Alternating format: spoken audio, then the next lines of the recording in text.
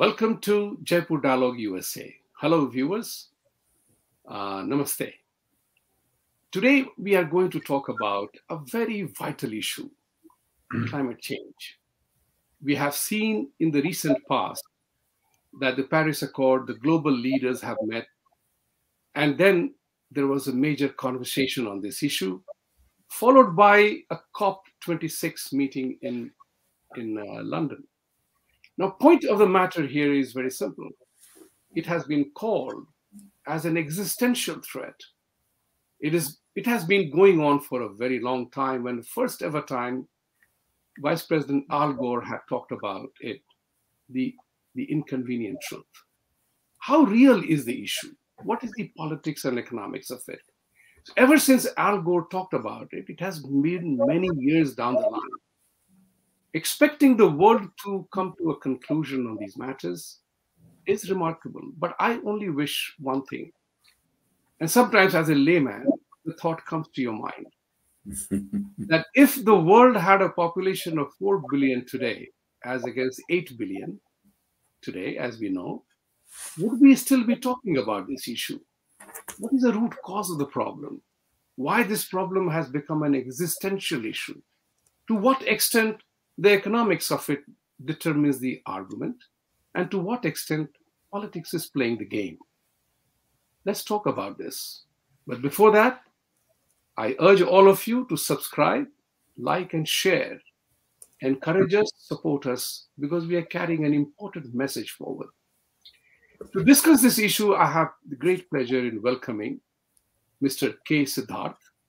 He's a strategic thinker, analyst, trainer, has groomed many bureaucrats and others in India, and has been very active on this climate issue for a very long time.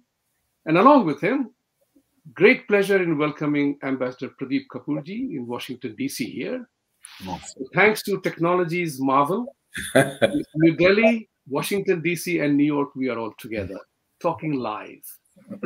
So let's shoot off on this issue. And since you are the climate expert, Siddharthji, tell me, is my assumption wrong? And I believe in Einstein's one particular quote, that any intelligent fool can complicate a simple problem. It takes courage to move in the other direction. So what exactly, and I said that if the world population were only 4 billion today, would Mother Earth's resources be more conserved? Would the world be talking about this issue? What is it at the root of the climate change? The depletion on Earth's finite resources or infinite resources? The pollution of it. Your thoughts? Thank you. Thank you for having me on the show. It's a privilege and an honor to be talking to my esteemed anchor as well as Ambassador Pradeep Kapur. Well, to begin with, talking about Einstein's equation, it is indeed very, very simple. It is actually true wisdom in simplifying any solution. Everything that we have been doing with respect to so-called climatic change is complicating the process, complicating the solution, because the solutions are very simple, but then we tend to look in other direction. It's about dual objectivity. The objective is something else. We are talking about something else. That's number one, to be simple in this case. Second is, if you actually want to think that there is any simplicity in the solution to this problem, then it is simple, very breathtakingly simple. All the carbon dioxide will go on to sink into the earth if you allow the rains to take place. H2O will combine with CO2, it will go on to form H2CO3, and that will be fixed in the soil. As simple as that. You don't have to do anything at all. You just have to control the emission. And you are not able to control the emission because you want to maintain the status quo that you are rich, and being rich, you have to follow the Western lifestyle, a consumerist economy, that you have to consume a lot. That is what is meant by richness. That is what we mean by happiness. That is what is meant by power. That is what is meant by development, of course, not growth. In this case, that we're going to talk about. And that is what is meant by trying to control the whole of the earth. That's the second part associated with it. The third part is about intellectual colonialism. It's about intellectual domination. That sometime back, 30 years back, you used to say that I have pictures of NASA, I have pictures of this satellite, and that show that ozone hole is going to be very, very large, and that it will going to become large enough to encompass the whole of Australia. And after 30, 40 years, we're going to see that the ozone hole, the issue is secondary, despite the fact that we may not have done enough for the purpose of controlling the ozone in the atmosphere, because every chlorofluorocarbon becomes active only after something like some 25 years of a time. So what was there 25 years of time? Its result should be felt right now. So there is something that is nefarious in this case. There is something that is designed also in this case. The fourth part is coming to this aspect. That is, we have actually mixed climate and politics. The politics is that we don't want to invest in something for which we are responsible. I'm talking about the Western countries. They are the one who are responsible, because all the carbon dioxide that has been emitted some 200 years back, that still finds itself into the atmosphere. And the warming is because of it, not because of India, not because of China, not because of any other country. It is because of the unsustainable industrial revolution model followed by the Western countries, which was based on complete disregard to sustainability, complete disregard to the pollution aspect, complete disregard to the resource management, and complete disregard to the people. It is a completely people-centric approach. The moment you go to turn into an eco-centric approach, the problem is it's as simple. Even it's like going to be a child's play in this case. So there have been various issues that have been mixed. Climate has been mixed. The definition of climatic change has been mixed. Intellectual colonialism has got mixed. Politics has got mixed. And you also don't want to assist the countries, because climatic change can go into be very good business, because the moment you go to shift the focus from oil to solar energy, then all of a sudden a new market is going to be emerging. It's market that has also got itself mixed. It's all in all a very complicated issue because of the reasons, because of the intentions, because of the motives. The solution is still very simple, Vibhuti Ji. That's very well said. You said you gave me credence by quoting, agreeing with the Einstein's quote that problems have simple solutions if you want to do it that way. Ambassador Kapur Sahab, I mean, you are an ambassador. You have traveled all over the world. You have seen things from quarters that I have not seen. You have been privy to conversations and things like that. And that you talked about the Western narrative, that after they have done what they did, then they tell us you don't do what we did. It's a very interesting narrative building the West does.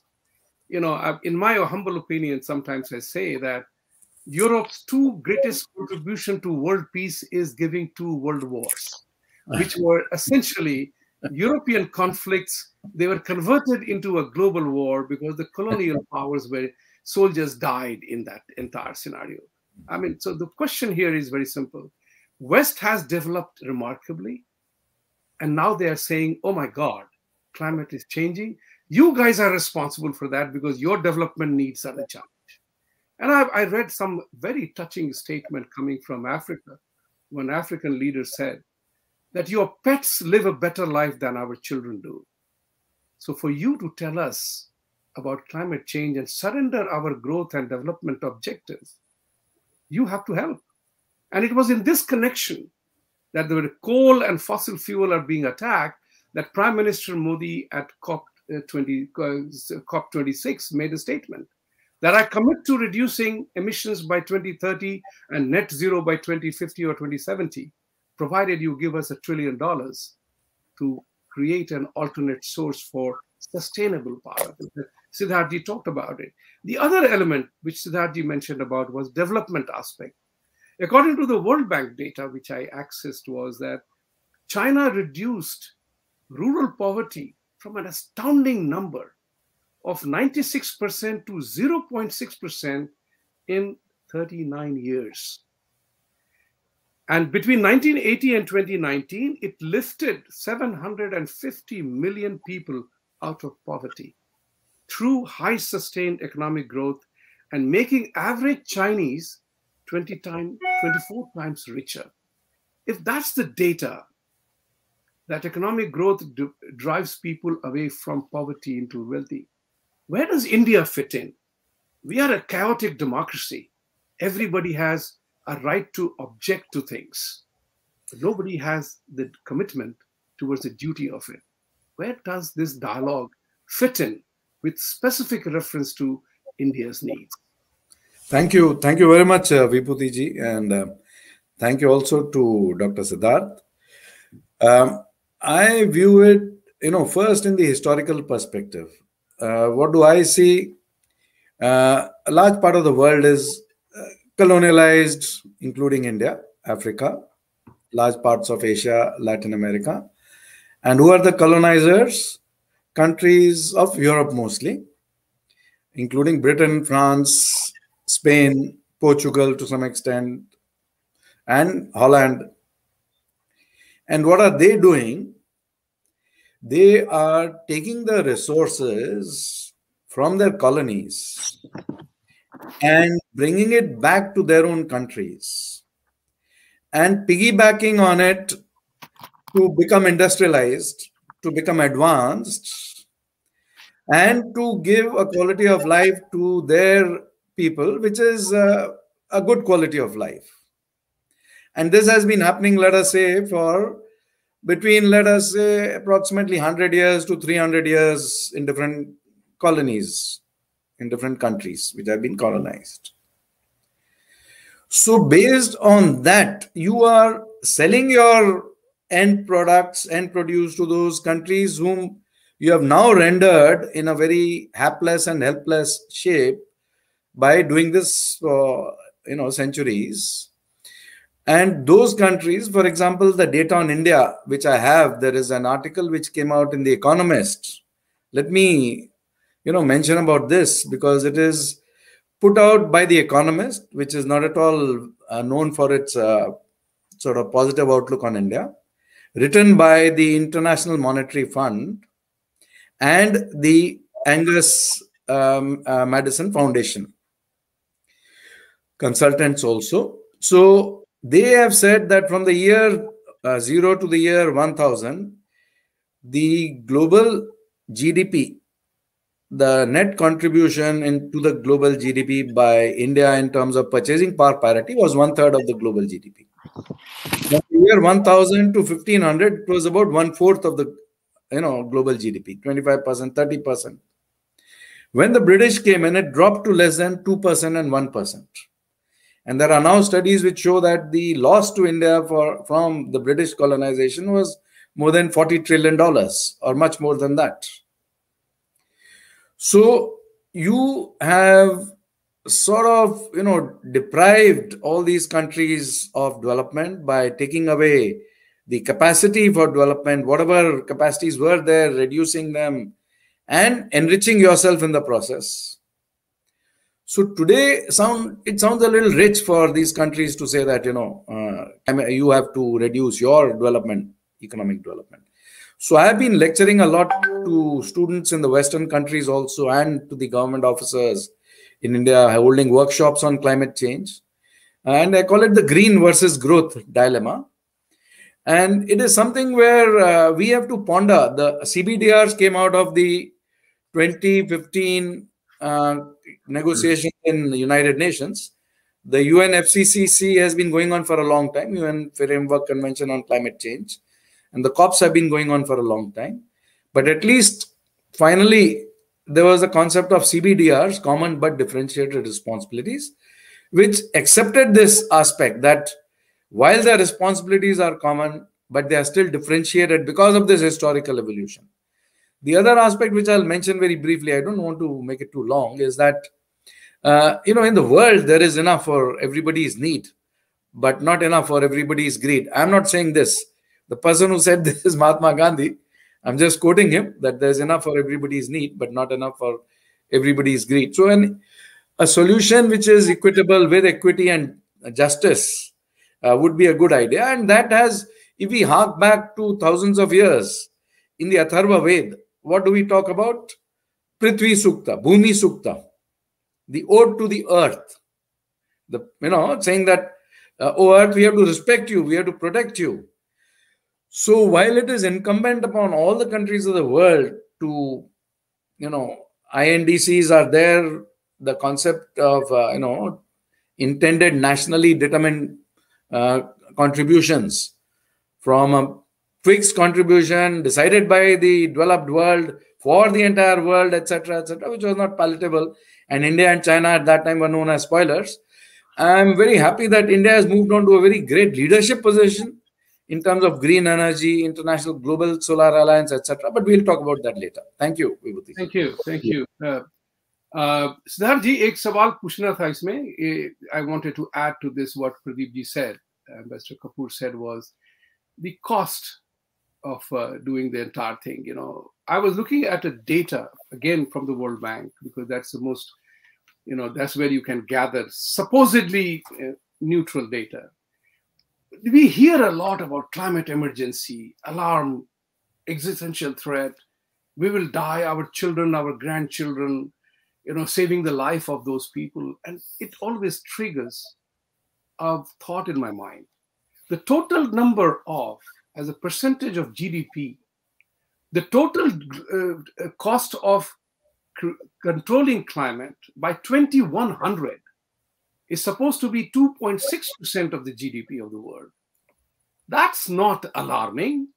That's not an existential threat. That's not the end of the world scenario.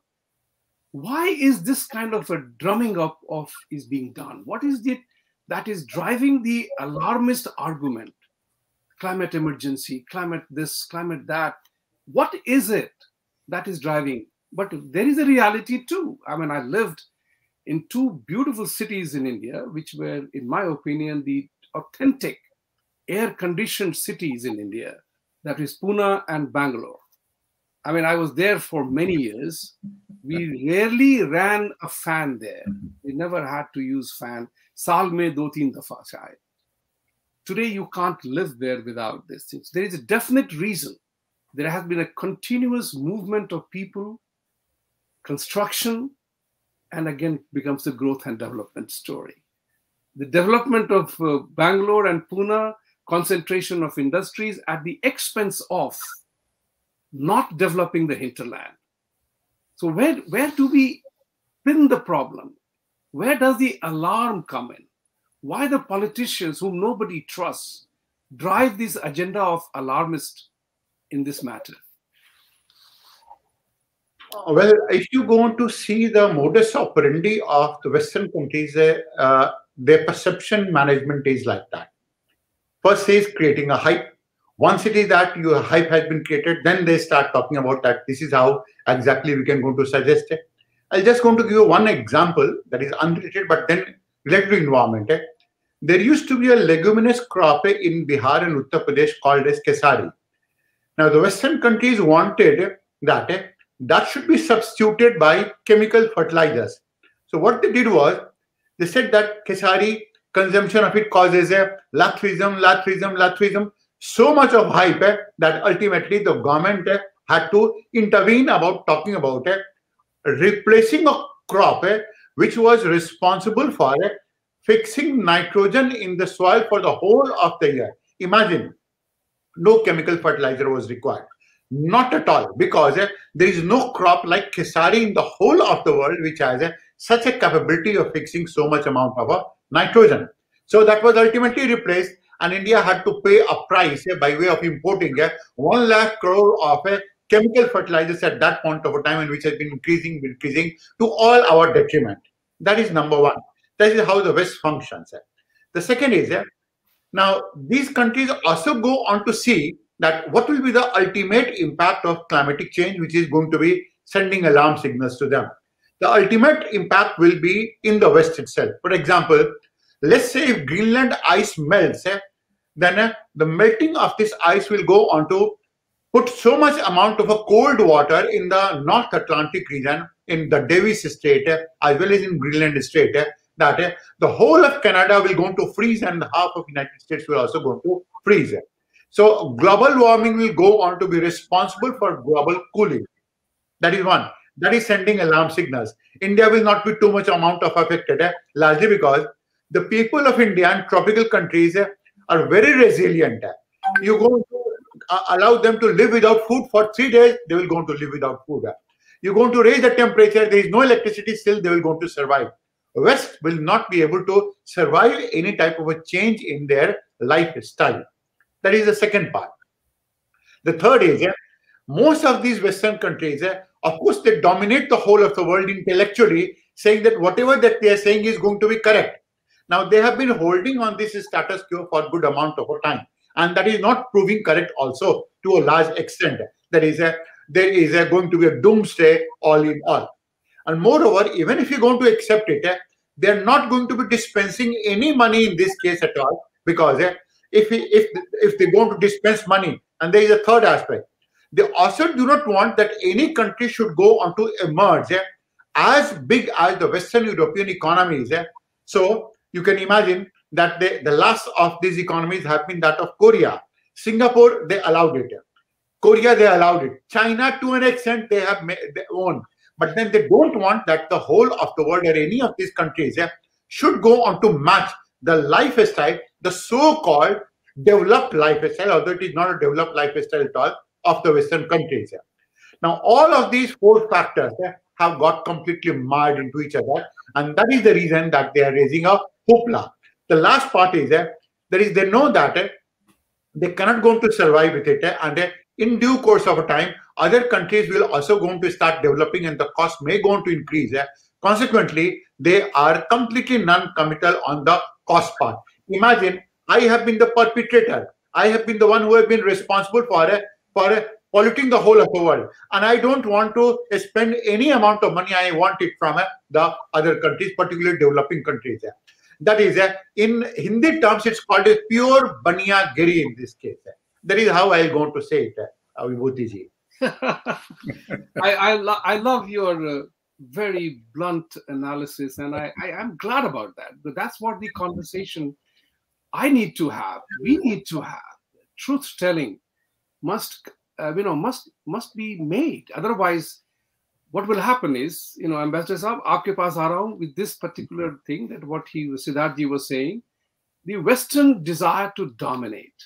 Now, I was reading somewhere else, that the academicians may have many definitions of the forms of government that are there around the world: monarchy, capitalism, socialism, Marxism, libertarian, whatever. Name it any which way you want. But there is always a very small group of people who manage these governments. They are the ruthless, ambitious people represented in a Bond movie of a megalomaniac billionaire who wants to control the world. Right? How important is this narrative for the rest of the world to contest, given the fact that the rest of the world has suffered immensely due to the colonial imposition, as if the world was divided to benefit the European continent, Spanish, English, French, German, Russian, whatever it is, and they divided the world according to their convenience, and then they are still controlling it. How does the rest of the world contest that? What he talked about, jiski lathi uski bhais kind of a thing, It still continues in a more sophisticated manner, perhaps. And I will also add one more thing to this. My personal, having encountered work with American banks and global finance, I have realized one thing, is that whoever controls the narrative wins the argument. So here is a very simple example. Everybody is talking about global peace, but nobody is talking about not selling weapons. The 5 biggest countries that sell weapons to the world around are the 5 Security Council members. Why should I trust them with the responsibility of global peace or global warming or whatever? Thank you. Thank you very much.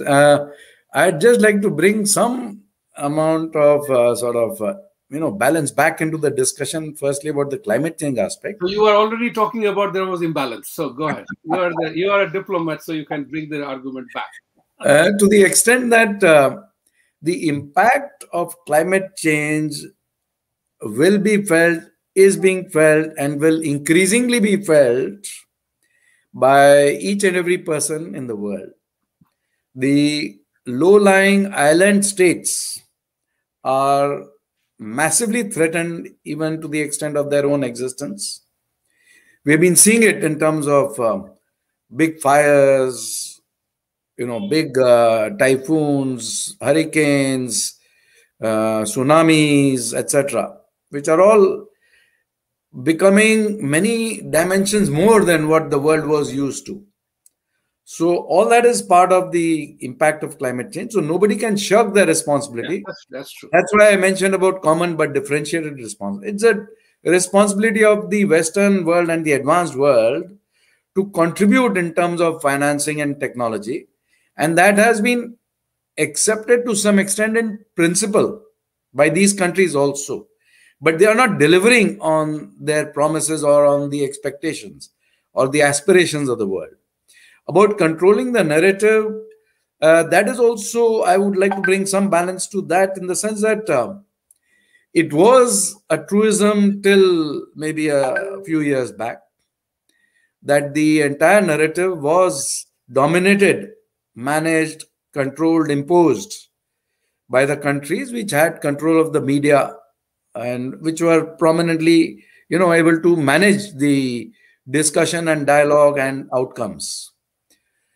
To the extent that the internet has expanded the capacity of each individual has become an actor in the world. So for countries also to have a greater say in the narrative is also become a possibility now, even if they are not developed countries. To the extent, for example, just as an example, the International Global Solar Alliance, which was announced by India in the Paris climate negotiations, in partnership with the French government and the United Nations. Now the United States has also become a member. So I think there are about 120 countries which are members now. That is led by India. And that is going to be very impactful in this area of climate change. Yoga Day, International Day of Yoga. Again, something very phenomenal, benchmark, very great validation of the efforts of India. So like that, the narrative has to be increasingly sort of contributed by the other countries also and accepted by the world. So that is essential. And how you have to do it is you have to see that you keep on repeatedly continuing with your aspects in a positive manner and putting it out there all the time through all the media available to you. Unfortunately, some countries like China have gone to the other extreme of trying to influence the media in the wrong ways also, including the Western media and the Indian media. But we won't talk about that because we're not discussing that aspect. But to say that for the future, like Modi once made a statement, which I found very, very impactful.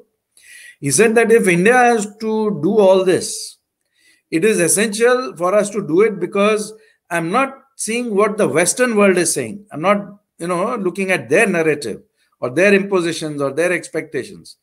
I'm looking at the future generations of the world and of India. Whether I am justified in leaving a world for them which is devastated, depleted, degraded by climate change, or whether I can contribute to a better world for the future generations by also contributing to manage climate change in a more professional manner. So that is the dilemma before us. We have to have development, definitely. The West has to share finances and technology because those finances and technology are not born out of the Western resources entirely. They are born out of all the resources of the world, particularly of countries like India and other countries over the world, from which these resources were forcibly taken away. And development was absolutely stunted. So now if you are in a position where you have the technology and you have the finance and the capital and the resources, it is absolutely justifiable for the rest of the world to demand a significant share of that. Thank you. Over to you, Thank you. Thank you. I mean, I totally find that very relevant about what you are talking about. Prime Minister Modi had given the clarion call at the International Solar Alliance Convention in Delhi, where I think he gave a wonderful new 21st century definition of Vasudhaiva Kutumbakam when he said, it is one earth, one sun, one grade, right? This is very important because generally people confuse Vasudhaiva Kutumbakam as a family concept, which is not, it's not true. It's about Mother Earth, its resources, same sun, same moon, same planet, same gravitational pull, different climatic zones and different climatic impact, right? So that was a very important message. But here is a challenge. And Siddharthji, coming to you again on this matter, if we are talking about the future, which Prime Minister said, and every politician talks about, we are doing this for our children and grandchildren. A major emotional appeal is made to people. But that's where the important part comes in. That you are trying to control the earth warming to reduce within 2% by 2030, 2050, and whatever else, while there are many poor children who don't have access to clean water and food. What are we actually talking about here? How does the so many poorer countries where children don't have adequate clean water? Europe has become a champion of green, but people don't know that 71% of fossil fuels are consumed by EU. How hollow? Why? I mean, we are educated people. We have access to information so we can question, we can ask. And it is incumbent upon us to ask, knowing what we know. But there are many parts of the world people don't know that element. There is so much significant poverty out there. How does one address the falsification of data? That's what I talk about. The politics and economics of it is critical. As a student of politics and economics, I know that they are both intertwined. So that's where I'm trying to focus on. What is driving the argument? Political domination or economic need? It's both of them, Vibhuti Ji. It's a domination which the Western countries have experienced ever since they colonized the whole of the world. Now, colonization basically means that you are psychologically colonizing the whole of the world. When you go to control the minds of the people, then the people are colonized, no matter whether you are going to physically present in that region or not, or if economic exploitation is taking place or not. That is number one. Second is you are very correctly saying that is if you going to control the narrative, you control the politics of the world. Politics is about perception, and any type of perception that the people build up, masses build up, then that goes into build a public opinion, and it is this public opinion that goes into become a pressure on the government of sorts. So it's a narrative, any type of a narrative that they can go to seed, and they can go on to nurture, they can go on to fertilize, and they can allow it to grow, and they can go to allow it to the largest possible extent. Till that time, they will control the whole of the world. Most of these media agencies are a part of it. The third part is, as far as concern is concerned, then the last thing that the Western countries have is a concern for the people, concern for the planet, concern for the poorer, concern for the concerns that are actually affecting the whole of the world. Had it been so, just imagine, these countries, $12 trillion they use for the purpose of protecting themselves from COVID. And $100 billion is what exactly is required for committing themselves to climatic finance, and they are not doing it so. Now that is an extreme amount of selfishness, you can go on to say. And this selfishness is born out of a culture, a civilization distortion of sorts, because you understand it better, Sanatan does not allow such type of a self-centric approach at all. Sanatan does not allow, I repeat for the second time, a self-centric approach at all. It talks about what Ambassador Pradeep Kapur talked about, Vasudha Kutumbakam, that the whole of the world is yours. And that is what exactly India has been believing in. Now, they don't have such type of an intellectual ability, I will go on to say ability, to understand that a self-centric approach does not go on to lead to the survival of the world.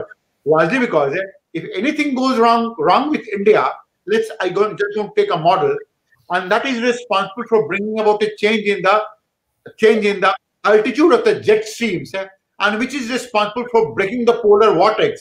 Then Texas, what is experienced today, will going to experience almost every year, and the West knows that they can't going to handle so much amount of climatic aberration, largely because they don't have the ability to adjust themselves to that part.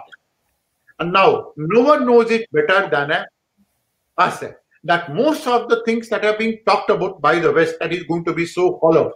You took an example of arms race. You took an example of people talking about peace. You're going to take an example of someone like a Greta Thunberg, whatever she is or it is, then she goes on to talk about farmers' protest when she knows nothing about it. It's all about setting a narrative. It's all about changing the perception of the people, a perception that the Western countries can go to use for their own designs now or even in the future of sorts. The last thing that they want is the West, that is African countries coming to terms with being in a position to challenge the supremacy of the West economy. I'm not talking about development, because development is completely multidimensional. West is only growing because when they don't go to take care of the environment, then it doesn't go to make it sustainable. And unless the development part is sustainable, there is no development at all. Unless it is multidimensional, there is no development at all. And development has to be only holistic. It cannot be confined to any single country. So they are ruling it by their perception management exercises, by setting their narrative, because a large part of the world media is going to be favoring them. But as far as logic is concerned, logically that is not at all correct. They do think that logic can go on to help them win countries and the whole of the world. They forget logic helps you win over the situation, not over the people. I liked your assertion on the logic and the system. Very well said. I applaud you for being so open and very frank about it. The other part which comes to my mind, Ambassador Kapur, is the public perception of it. You know, you have been following the dialogue as a student of international geopolitics and international banking, where we see money flowing, right? What, sometimes bothers you because you see things and then your conscience bites you. Your conscience doesn't allow you to do something. It's like in my favorite movie, Enter the Dragon, even the villain says, there is a line I won't go beyond. So there's a line you can't go beyond. In Ramayana, it is known as the famous, I call it the Lakshman Rekha. Yeah. You cross the line and you got to this famously known as the red line by President Obama in Syria. There are so many red lines. People use that part of it. My thing is very simple.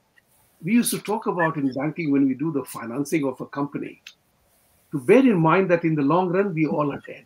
So in the long run, we all are dead. And these people are talking about our present sacrifice for protecting the life of a grandchild whom I have not even known yet, or many of us won't know yet. And another 50 years, I would suspect that we all would be gone. So the question arises that why must I, if I'm not taken care of today, how does it matter about my grandchild tomorrow?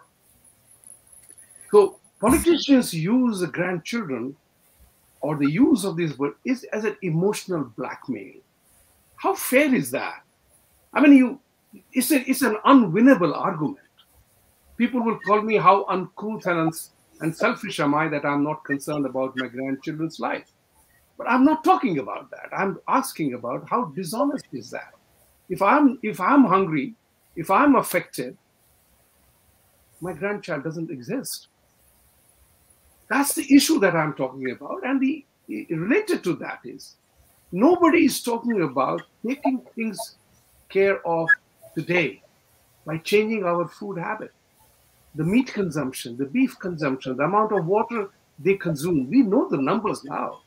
That's the biggest advantage of technology that has happened.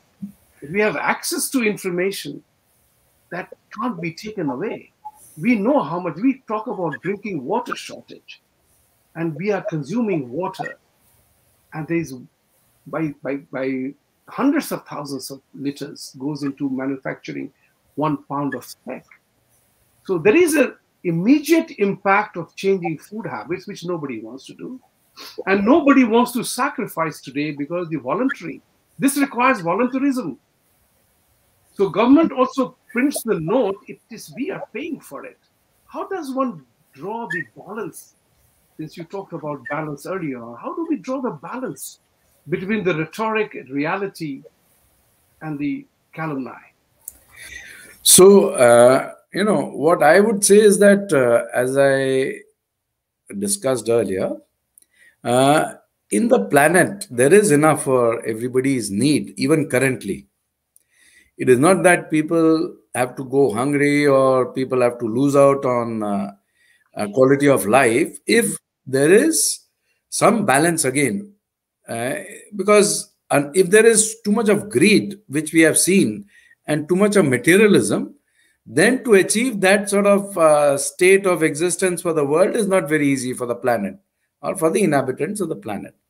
So how do you keep on insisting on this sort of narrative, repeating this narrative, and demanding greater equity and social justice for the populations of the world, not just for some countries or the others? Even in terms of what Dr. Siddharth mentioned about the pandemic, for example, the expenditures which have happened. So these sort of things need to be highlighted continuously and put it out there on the face that this is what is happening. Is it justified? Is it the correct way to go ahead for the world? How do we go ahead together in a joint manner so that the entire world benefits? Because some countries in the Western world are also repeating that famous quotation now that in terms of the pandemic also, no one is safe till everyone is safe. So those sort of statements need to be understood by the world at large. It's a very high expectation. It's very sort of esoteric in a way. But till we aim for something which is like, aiming for the moon, we are not going to be there anyway otherwise. And geopolitics-wise, geoeconomics-wise, the damage which has been done already by the pandemic, for example, and by climate change, and the damage which will be done by climate change as we go ahead will be far, far greater than what we can even imagine today. So for them to understand, like Dr. Siddharth said, that the impact will be probably far greater on the advanced countries of the world, and it will be there for everybody in the world, but maybe to a slightly lesser extent. So the greater contributions is not sacrifice, because as I explained earlier, the contributions and the expectations of the world are there, developing world are there, and those need to be absolutely looked into seriously in a manner which is time bound, so that initially about, I think 6 years back, the discussion was that $500 billion will be committed by the Western world towards managing climate change for the rest of the world, developing countries. Now, where are those $500 billion? How much has been committed? How much has been placed? How much has been spent? How much has been utilized? All those questions have to be asked, so that once some sort of initial proposal is made, how do you convert that into a decision, and how do you convert that into an implementation, is where we have to go from here on. Thank you. That was a very nice point suggested by you, that pledging $500 billion is a pledge. We know you don't have to keep your pledge, as the famous saying goes. But India itself has proposed now, has demanded $1 trillion alone. Yes. Leave aside for the world part of it. And it is going to be a conversation, serious conversation. Otherwise, it's not happening. Even the COP26 agreement was arrived at a later stage towards the closing, and Boris Johnson declared his frustration that it was not satisfactory because conflicting needs arise. And that's what is important in a world driven with strife and concern. So what is important here is what perception drives the whole thing. I think there is more to it. East India Company. Siddhartha had mentioned that politics and economics both go together. But East India Company came as a trading company and became a British Empire. So the seeds of the British Empire in India and colonization of India. So it is very important, as we say in geopolitics, if you want something happen 30 years down the line, you start taking the steps today.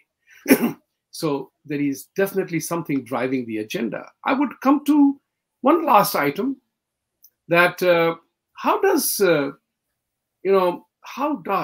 the leadership of the climate change? They all jet around there in expensive fuel-consuming jets around, and they wear expensive clothes and mink and things like that. We see no sacrifice made by them, but they want you and I to sacrifice. That I find really objectionable. So Siddhartha, your parting word on this particular issue, the reality and the perception, how much is fake and how much is honest? To put it very bluntly, Vibhuti, Yes, do. Yes, it's completely. And I talked about intellectual colonialism. That is, what the West goes on to enjoy is, if they're going to set an agenda, if they're going to be having an agenda, if they want all of the world to believe in something, they make it sure that the world believes in it. If the world doesn't want to believe in it, then that is almost like a degradation of the brand of the West. That means you are not accepting it. That is one part.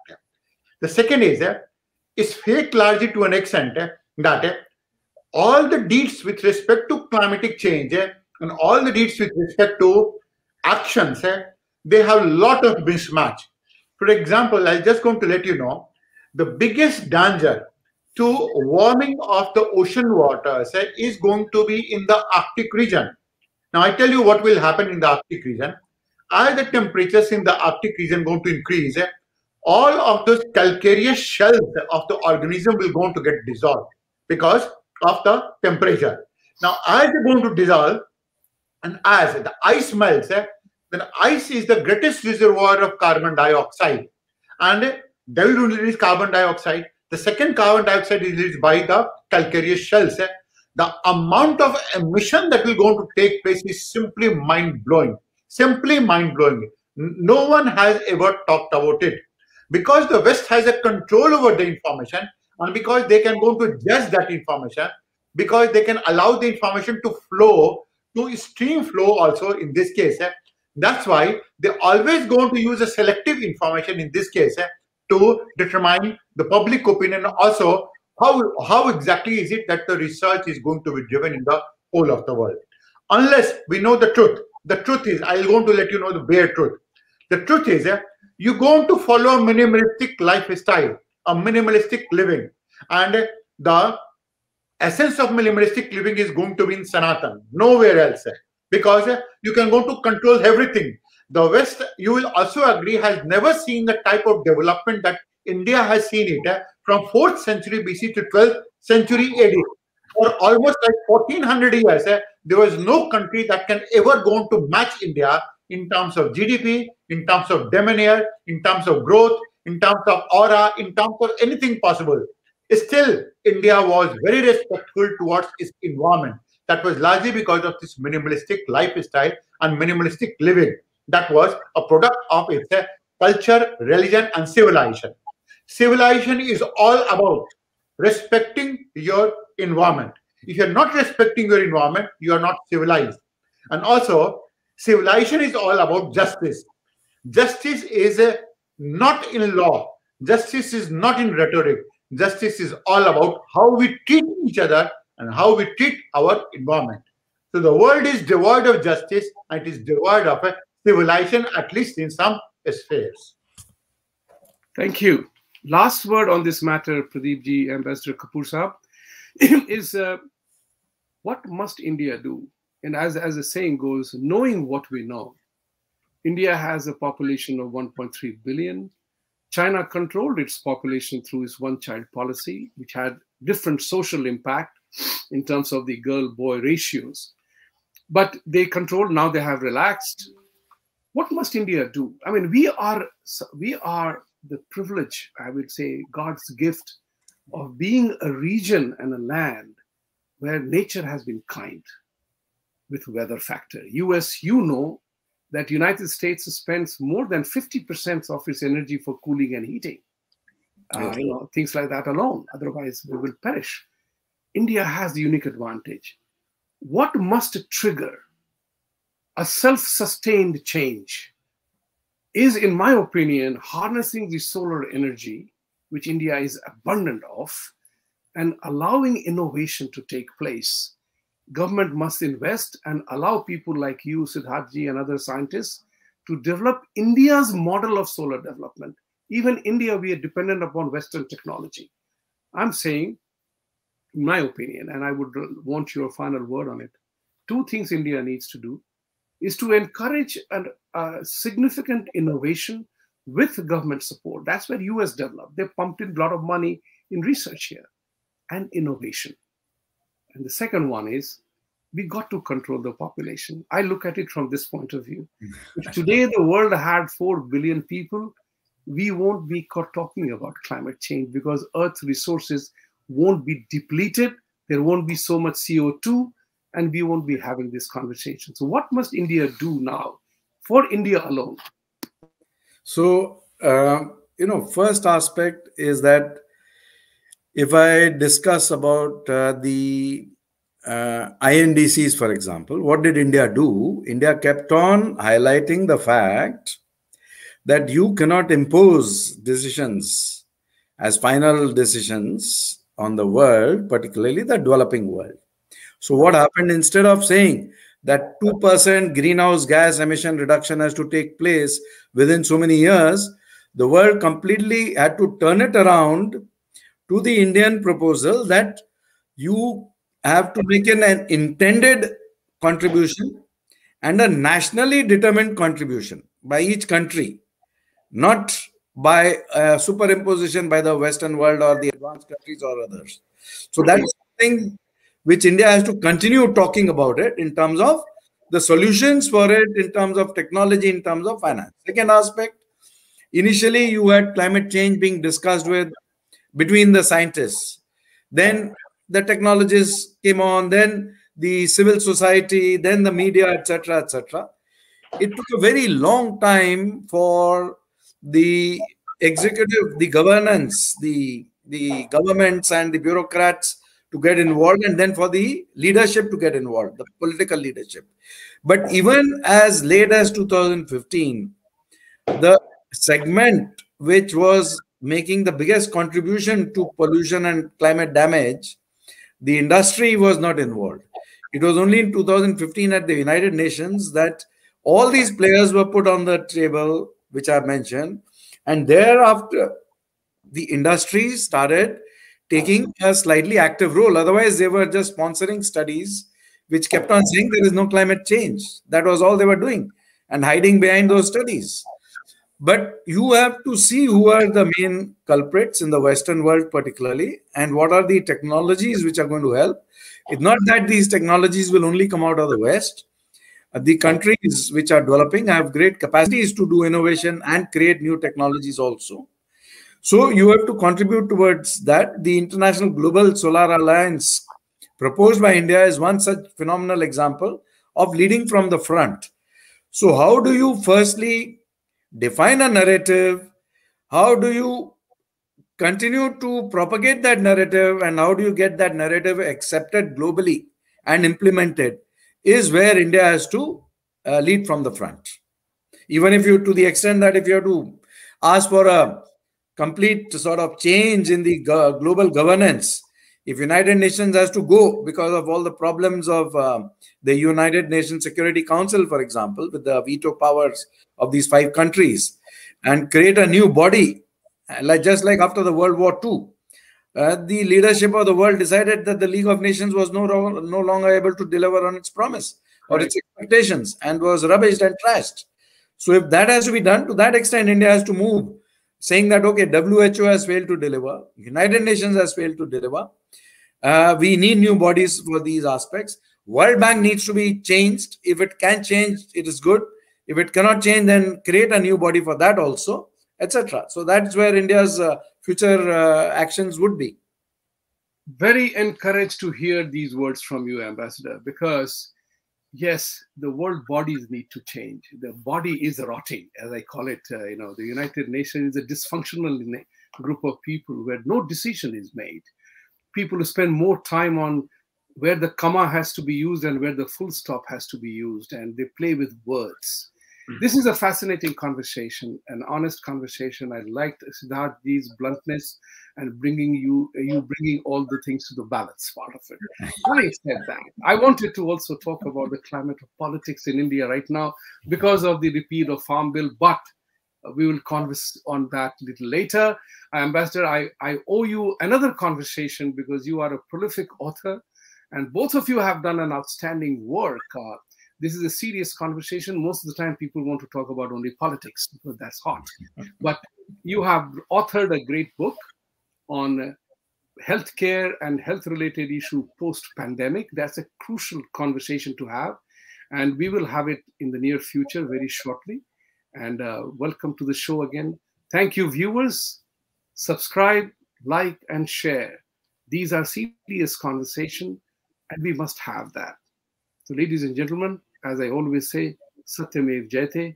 Thank you for being with us, Siddharthji and Ambassador Pradeep Kapur. Thank you very much. Thank you so much. Thank you. Such a pleasure to be on this show and share some of these aspects with your listeners also, and look forward to continuing to contribute to your channel in the future. Thank you very much, Siddharth. You are welcome. Thank you. It has been enjoyable as well as an enormous amount of a learning experience interacting with this August group. Thank you so much for the privilege. Thank you again. Thank you again. Thank you. Please stay until the studio closes.